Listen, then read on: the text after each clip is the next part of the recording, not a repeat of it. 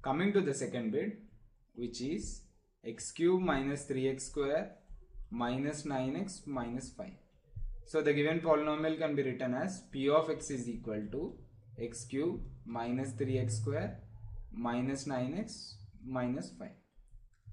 So the constant term here is minus 5. So let us write down the factors for minus 5. The factors are plus or minus 1 and plus or minus 5. So let us first find p of 1. This is equal to 1 cube minus 3 times of 1 square minus 9 times of 1 minus 5, which is 1 minus 3 minus 9 minus 5. This is equal to 1 minus 8 minus 9, which is 1 minus 17, which is minus 16. This is not equal to 0, so we can say that x minus 1 is not a factor. So let us check p of minus 1. So p of minus 1 is equal to minus 1 whole cube minus 3 times of minus 1 whole square minus 9 times of minus 1 minus 5.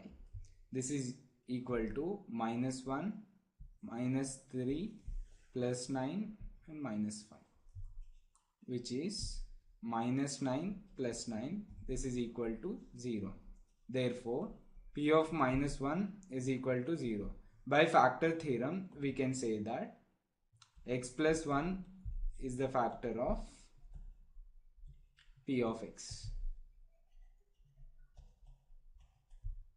So the given polynomial can be written as x cube minus 3x square minus 9x minus 5.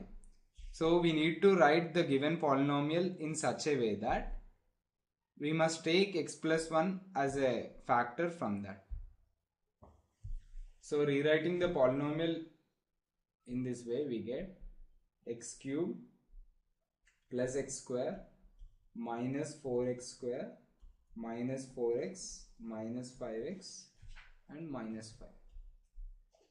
This is equal to, so from the first and second terms we can take x square as a common term and we'll be getting x square times of x plus 1. And from third and fourth term we can take minus 4x as a common, we'll be getting minus 4x times of x plus 1. From the fifth and sixth terms we can take minus 5 as a common, we'll be getting minus 5 times of x plus 1. If we observe, we can find x plus 1 as a common from all the terms.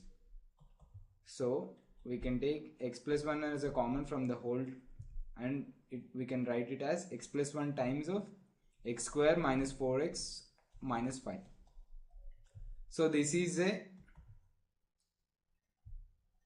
quadratic polynomial.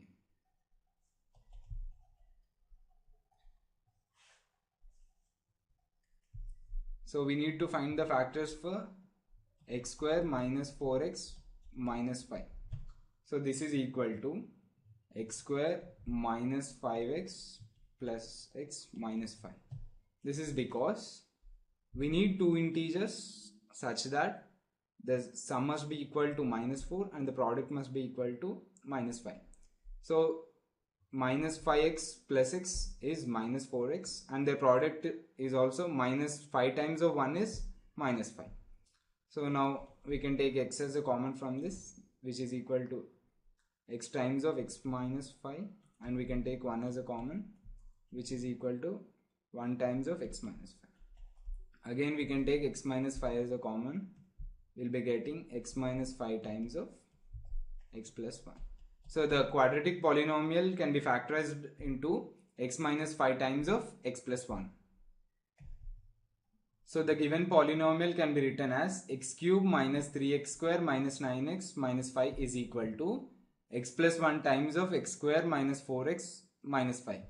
We have found the factors for the quadratic polynomial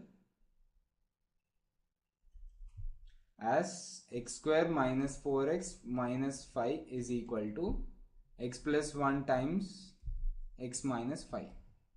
So the given polynomial p of x can be factorized as x plus 1 times of, in place of x square minus 4x minus 5, we can write x plus 1 times x minus 5.